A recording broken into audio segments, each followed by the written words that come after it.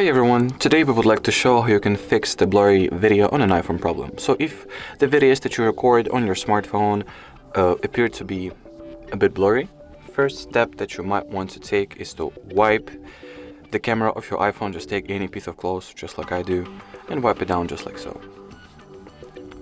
The next quick fix is to go to the camera settings. So open up the general settings application. In here, find the camera category. Right here. Go to the record video section and make sure that the quality and resolution of your video is set to some higher value, for example 180 or even the 4K. Alrighty, so that was pretty much it for this video. Thank you so much for watching and bye bye.